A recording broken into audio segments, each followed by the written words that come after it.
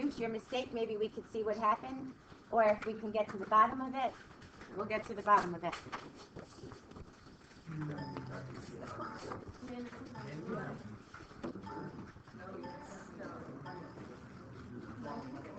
Yeah. All right. I think this should be enough.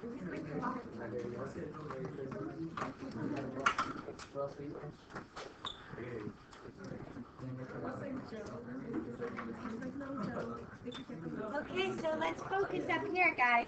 Thank you, Noah. Everybody get this. Ladies, everybody that didn't get this, put this in your calculator. You should be doing that now. Put it in your calculator.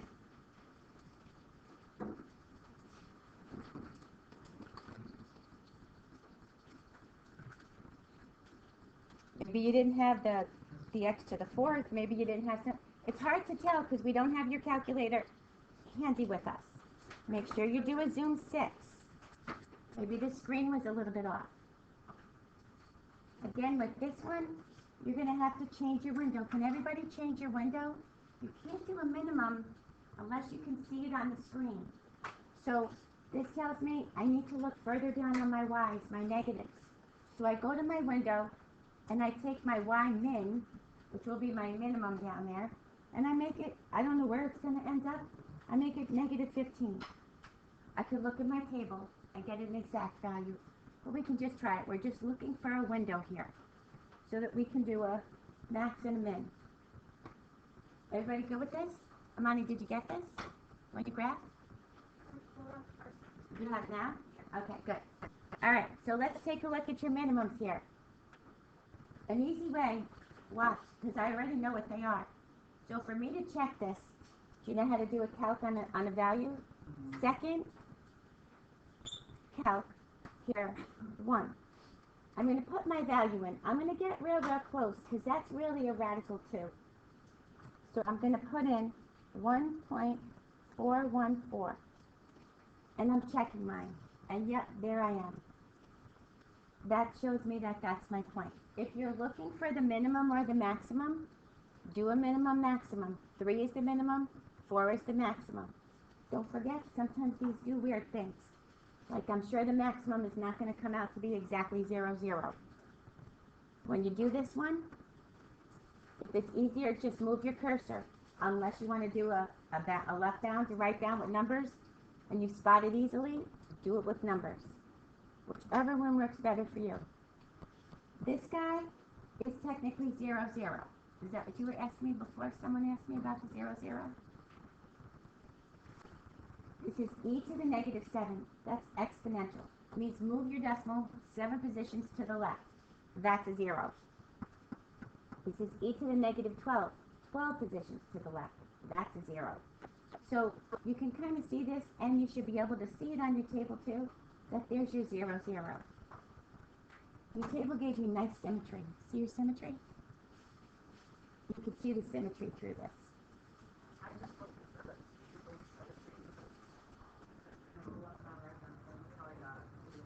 Right. And that's how you got which one?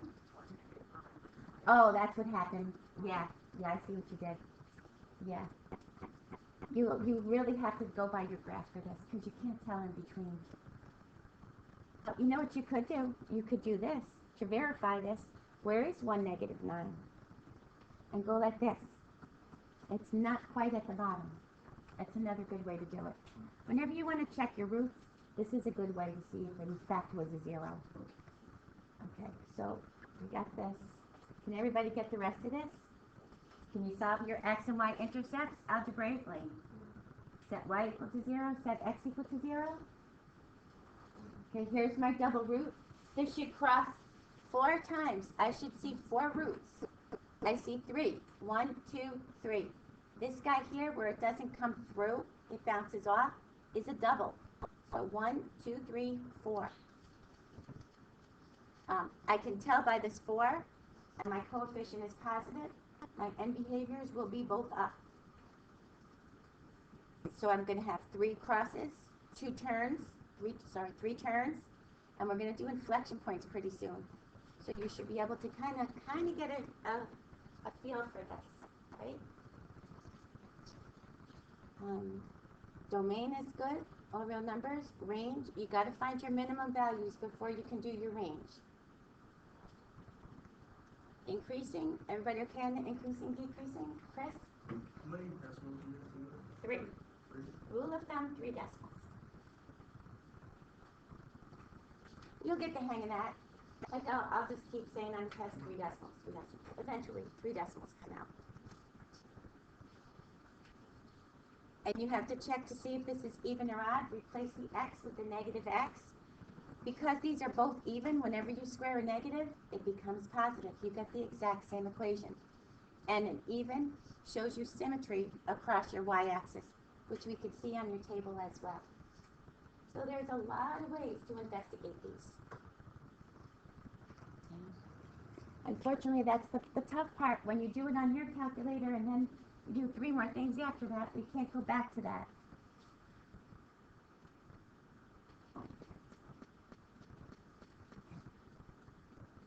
This is a highest exponent of 3. I should have 3 roots, 2 terms. So I've got 3 roots, 2 terms. My coefficient is positive, so my left end behavior is down, my right end behavior is up. I get a relative minimum and maximum here because your domain is all real numbers, your range is all real numbers. So whatever mins and maxes you get have to be relative. Remember, you have to tell me relative or absolute. 3 decimal places on those. Your x and your y intercepts. And you can verify these on your calculator. If this is, you're not so sure and say, I got a radical on this, do a calc value, put radical 3 in there, and your y will come out to be 0. This one, I plug in a negative x. It doesn't match my original, and I can't even take out a negative 1 and make it match. So this isn't either. You can kind of see it right here. It has to come through the origin. So through the origin, this point has to come across up here. This point has to be even right here. Are those points even right on my x-axis? A quick way to check. Can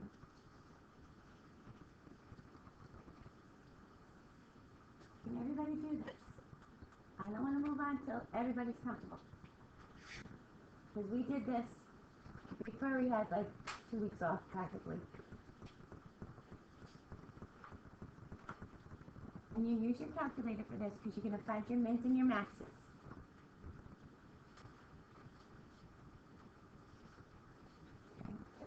Yes.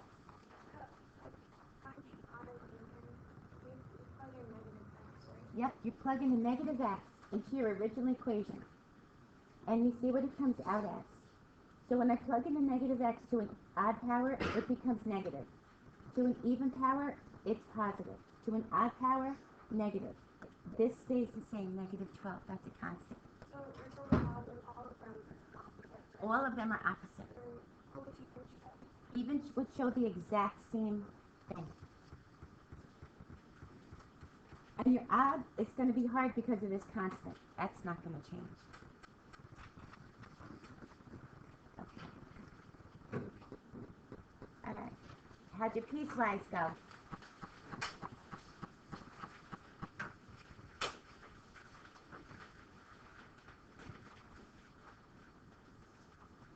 Okay, piecewise, we're looking for sketches again. Are you guys getting comfortable with the sketches rather than with the little tick marks?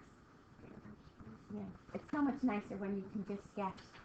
You're going to see such a big difference.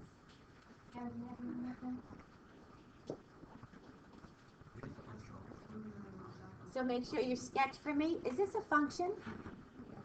Yes. It passes a vertical line test. If you have a hard time, the easiest way to do this is make a number line.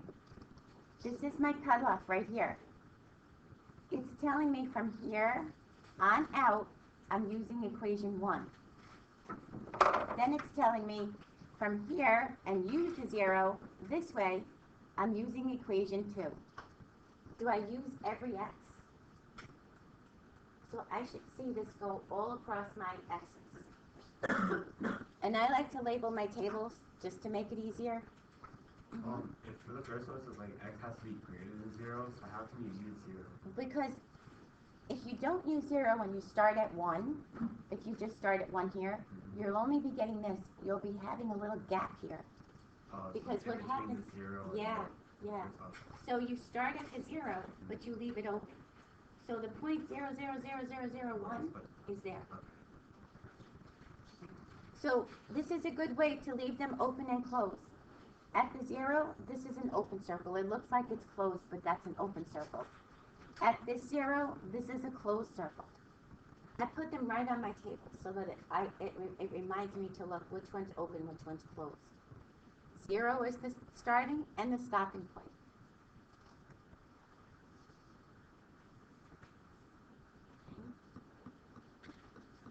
Make sure also, I see this a lot of times too, be careful, this is identify these.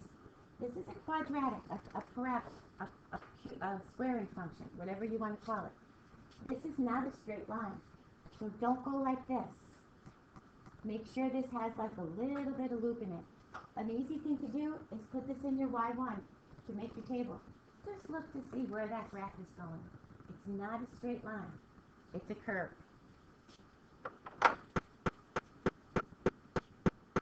Stop me if you have any questions. Again, now you're going to start at the 1. If it's greater than 1, you're going to use the first equation. If it's less than or equal to 1, you're going to use the second equation. This is where we overlap. This has to pass the vertical line test for this to be a function. And we call them piecewise functions. Okay. And again, we're sketching. Try not to put your tick marks in here. Is there like a certain amount of numbers you want us to use, like the points? No, just until you, I usually say at least 3. Just, and as long as you even, like if it's a straight line, you can kind of see where it's going. Even if this is part of your parabola that turns, you can see where this is going. Yeah, these you're not even going to be able to graph those up there. But it just gives you like a starting point. I just usually throw a lot of them out there. I tend to overkill on the work. This way, if someone has it or has a question, we can look at it. We can look at it. Good. Okay, here we have 3. The first one's a line. The second one's a line. The third one's a squaring function. So y equals x is a line that cuts right through here. We're only using the part from -1 on down. So here, like for instance, if you recognize this as your y equals x line, and you start at -1, do you really need a table? No, because you know it's going like this. That's fine. If you're starting at 2, if you're starting between here, and this is a 2, you really don't need a table for that either, right? I just kind of put them all out there. I do it too because I want you to see where the domains are. And then the third one is from 3 and above. I know you don't have 2 different color pencils or pens, so try to kind of leave one a little bit exaggerated open, and then one you can kind of fill in the middle a little bit, so we can tell where one ends and one begins.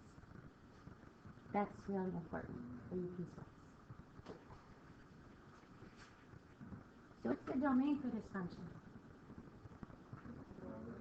All real numbers. What's the range for this function? No, just missing that. Missing a little section. So tell me what the range is. Wait, negative infinity to where? -1. Then to infinity. Good. Just do that. You didn't have to do that part. It just slipped. Okay.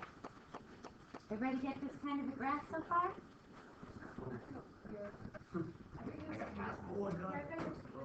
That's why I like excuse. The only problem is with connecting them is You don't exactly know how many roots there are. Okay, so if I tell you there's two zeros, God bless you. Thank you. If I tell you there's two zeros, what shape is that going to be? A parabola, because it's going to go like this, right? Because my end behaviors on evens are still going to go in the same direction. If I tell you there's four zeros,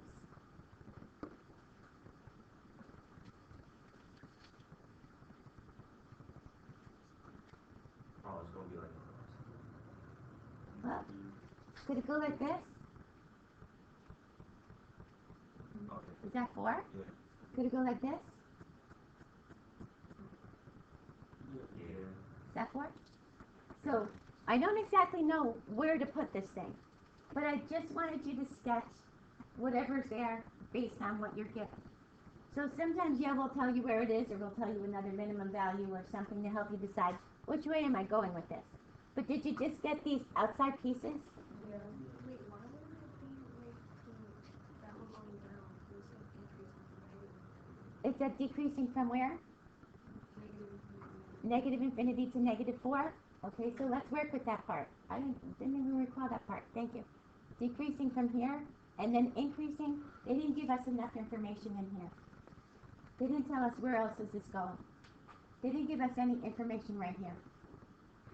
In other words, what if I said this? Good point. What if I said this? And then increasing from -4 to 0, and then decreasing from 0 to 4. What if I added that in? That would be this guy, right? So I got to have a little bit more information. So based on just the information that you're given, you're going to get just these two. So we were supposed to try to connect No, because we really weren't given that much information. You have a gap right here. There's a little bit of a gap. We're only telling you one side and the other side. No one said anything about the middle part. Just use like what you're given. Let me get the rest of this out of here. Use what you're given. Your domain is from here to here. Your domain is from here to here. So I have no domain in the middle, right? So right now I can't put anything in the middle. My range is from here to here, so I can't go below here. All this is going to give me is this. If we changed up the information a little bit and told you another increasing, decreasing said all real numbers for your domain, we could connect this graph. But we weren't given that much information. We're only given, don't use this, use these. Use the fact that this is going up, use my minimums. Minimums mean these have to turn up, not turn down, right? Because if this was a maximum, where would this go? Here, but then this would have to change. So what the pieces you're given, just match these. Okay? You drew a curved line. What do you know is a curved line? I didn't. You can make it a straight line. You can make that a straight line. That's kind of we have nothing else to go by. We're only given certain information, and that's the only information we can work with. If they give us a little bit more, then we can probably fill in the middle. Okay? And symmetry, we have no equation, so symmetry over the y-axis tells us that it's even.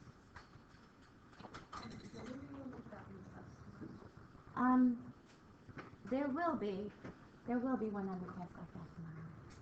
Yeah. I'm not sure if it's the one on the test. I gotta go look. I'm not sure if we put one where we connected it or we didn't connect it. I gotta look. Difference quotient, everybody okay with the difference quotient? Can you just like Mm-hmm. Okay. Easiest way.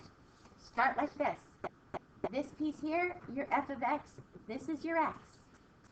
So wherever x is in your equation, replace it with this, x plus h. Make sure you include the plus 3. This is your whole function right there. Then, f of x means just take the function, f of x. And I'm going to subtract the whole thing. Therefore, this has to have parentheses. Don't forget those parentheses. Number one mistake, forgetting those parentheses. If you forget the parentheses, your 3's are not going to cancel out. Something's not going to cancel that doesn't have an h. So that'll give you a little heads up. Distribute, like do this. Remember, this has to be distributed out first. Distribute that out first, and then put a 4, distribute the 4 later. And then distribute your 4. Make sure you do it out first. Don't give me an x squared, h squared. Distribute that out. Distribute that negative sign. Don't forget your plus 3. Take the opposite of everything there. Now when you reduce it, everything without an h should be eliminated. Because your goal is to factor out an h and eliminate the denominator. And again, we're going to revisit this when we hit the end, and we kind of connect this to a theory part of calculus. So know that we're going to revisit this. Whatever is in here goes into your x values. You should know your basic format for this.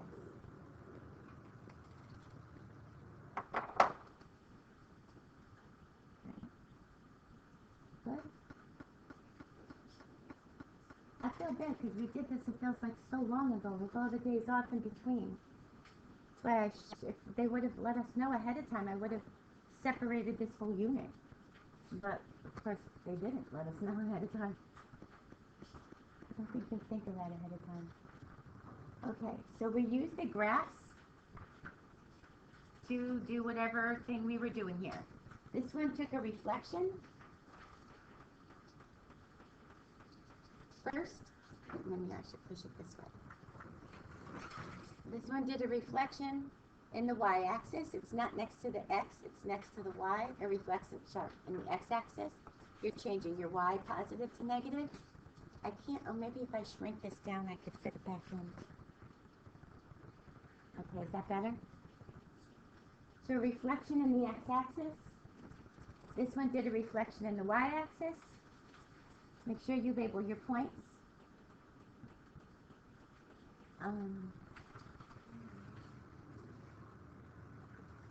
This one did a vertical shift down 2 units.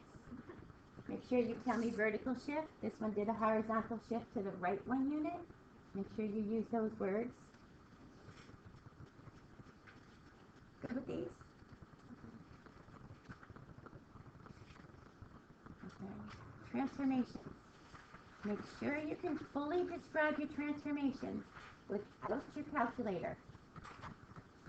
I'm going to give you this without your calculator. So you start on your inside the brackets here. Start wherever you would put x, as if you were going to solve that equation. So if I put an x in here, the first thing I would do is subtract 2. What does that subtraction do? Horizontal shift, right 2 units. That's what I want to see. Use the big boy words now. On the test, will it say the sketch the graph?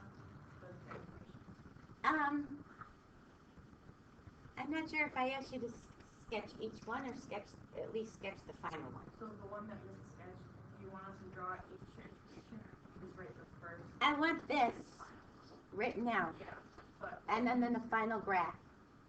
yes, you don't need all of the graphs. You don't need them all, but it probably is good to help you do them all. Whatever, but you're not going to have a calculator.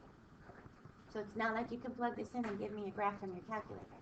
So you're going to have to watch where your vertex is going. Then we come out of here.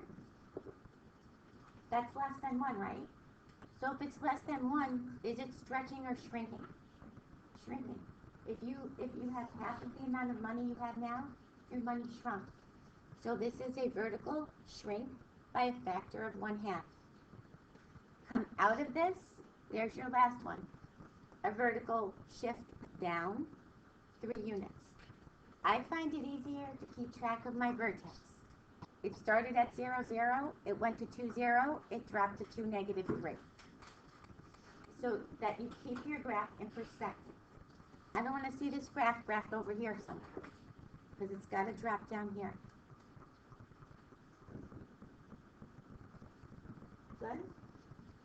So it's a vertical stretch or shrink. We can always call it a vertical stretch or shrink. If you call it a horizontal, it's the opposite way. So a horizontal says when you're shifting, like if you're stretching it like this, so you're pulling it like this, horizontally you're shrinking. So that we all stay on the same page, I said just do everything vertical. It just makes a little bit more sense. I always get one or two kids that like the horizontal, which is fine. Just remember it's the opposite way. On this one, if it helps you, you can put the +5 over here. Take it out and do it last, because you're going to do it last. You come in here, this is your squaring function. So that's your basic parabola. You're moving 10 units to the left. Then you're coming out with this negative sign. The negative sign is a reflection in your x-axis. Just reflect it. Then you're going to move up 5. Keep track of that vertex. You moved it 10 over, up 5.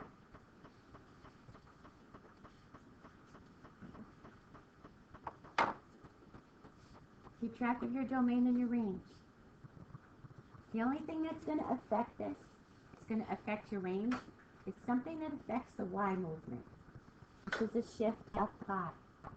So where your range was 0 to infinity, add 5 to that, and you got this 5. The reflection just flipped it around. Just made us go negative infinity to 5. Okay. Was this it? Oops. Oh, now this mess.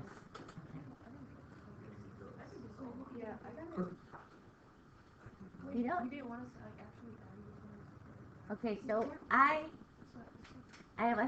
told you the other day, a lot of these are going to look weird. They're just like, can you combine these? Normally what we should do is, God bless you, we should combine them over one denominator if we want to make one term. We no longer rationalize denominators. So you don't have to worry about getting any radicals out of there. The only things you can do, or sometimes you can simplify them. Even if I got a common denominator, there's no way I'm simplifying this. So the biggest thing here is your domain. The only thing that's going to change your domain is possibly a divide. So just give them to me like this. You're adding them together. I'm taking F, I'm adding it to G. I could get a common denominator. If you did it, that's fine.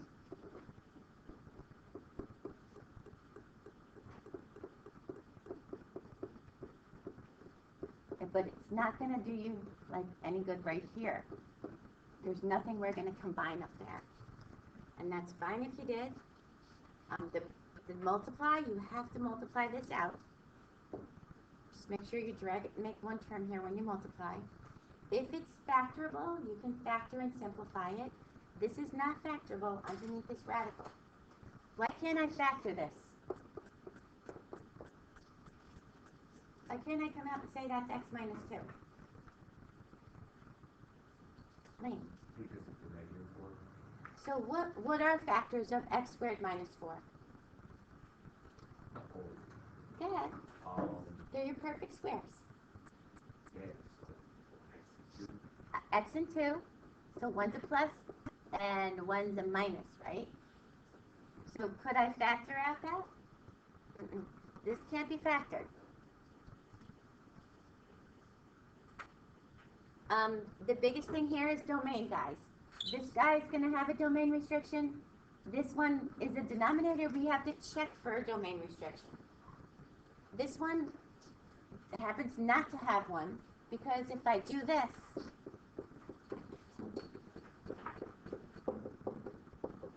I'm in the non-real numbers. This one does not have a domain restriction, but this one does. Be careful, this one's a quadratic. So when you set this greater than or equal to 0, you find your zeros, you superimpose your parabola, it's opening up. You want where it's positive here and here. So your domain is negative infinity to negative 2 and 2 to infinity. Now here's the clincher down here. When you come down here to a divide, this is a complex fraction. You can't leave a complex fraction. So you have to flip it over, And this becomes my denominator now. In addition to that up there, I cannot use a 0. Does that have any effect on it? Was I using a 0 before? Did this include a 0? So I'm okay. If in fact it did include a 0, I would have to take it out of there. If my domain was from, say, -2 to +2, I'd have to go from -2 to 0, skip over to 2. This is the only one that's going to give you grief with the domain, is the divide. And the only one that you probably, well, this one you have to get into 1. I'm not too concerned about these guys. It's nice to have one term, but since really we won't be able to reduce that at all, we're probably okay with that.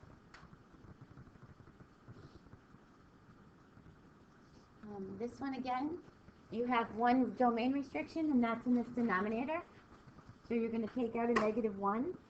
When you get down here, you got a new one. You can also not have a 0 in here. So now you have to remove your 0. It's caught over here, so I'll move it in a second. What'd you do for M? Yeah. Oh, where? And I just found a common denominator. I took a common denominator up here. So this term was fine. This one we multiplied this, so rather than leave this here, I just distributed it and collected my like terms. Actually, let me just move this over because I don't think you can see the rest of it. you can just leave it like X over X is 1 plus. You can. Okay. But in case you found a common denominator, because this one is more reasonable, you might be able to reduce it if you could. But you cannot cross out x's, remember? We don't cross out terms. This one is as far as it can go. I just made it into one term. Let me get rid of that right quick. And this one I did the same thing. I just made it over one term. Do you have to? No. The most important part is take care of your multiply. Make sure you bring that together. Make sure you divide. And make sure you look for any other restrictions. And that pulled out the 0 out of there. Yes. Basically, all you have to do is the division one and see if your domain changes. Because all the other ones you just like. Well, yeah, you're just kind of basically plugging them in.